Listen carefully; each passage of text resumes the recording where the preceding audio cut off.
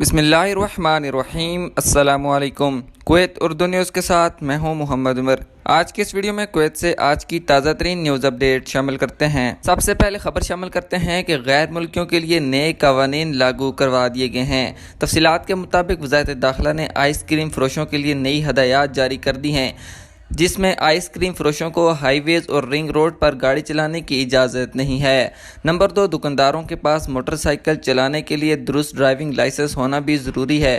Number 3، ice cream کی ٹوکری کے لیے استعمال ہونے والی موٹر سائیکل پر نمبر پلیٹ لازمی ہونی چاہیے۔ نمبر 4، موٹر سائیکل اچھی حالت میں ہونی چاہیے۔ نمبر 5، موٹر سائیکل چلاتے وقت ڈرائیور کو ہیلمٹ پہننا ضروری ہے۔ نمبر 6، رات کے وقت آکاش یعنی بنیان پہننا ضروری ہے۔ یہ تمام ہدایات آئس کریم بیچنے والوں کے لیے ضروری ہے۔ جو کوئی بھی اس پر عمل نہیں کرے گا تو وزارت داخلہ اس کے خلاف ایکشن لے گی۔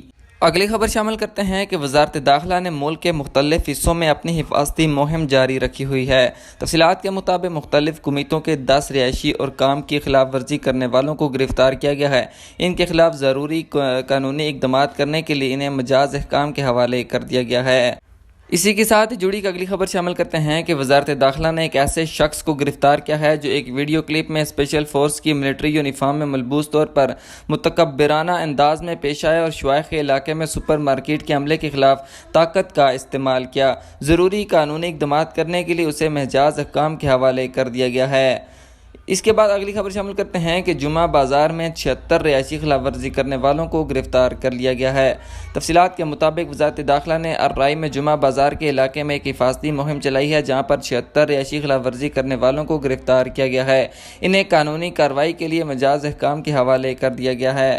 اگلی خبر شامل کرتے ہیں کہ ماحول آلودہ کرنے کے جرم میں 20 تارکین وطن کو کویت سے ملک بدر کر دیا گیا ہے۔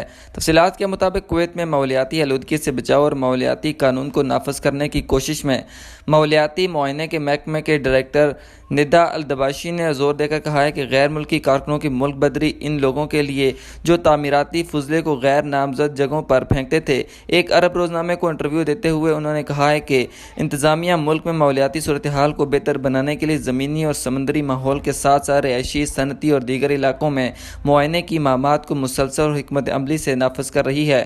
انہوں نے مزید کہا ہے کہ انتظامیہ ہر گورنریٹ میں 6 خصوصی یونٹوں کے ذریعے تنظیمی اور افراد پر یا تو منظم معائنہ مہم کے ذریعے یا مخصوص شکایات کے ذریعے قانون کا اطلاع کرنے کے خواہش مند ہے۔ دباش کے مطابق شیڈول مہم معائنہ منصوبوں کی بنیاد پر چلائی جاتی ہے، جبکہ انفرادی شکایات آفیشیل سوشل میڈیا اکاؤنٹس، براہ راست رپورٹس، آفیشیل سائٹس، ماحولیاتی پولیس اور دیگر چینلز کے ذریعے موصول ہوتی ہیں۔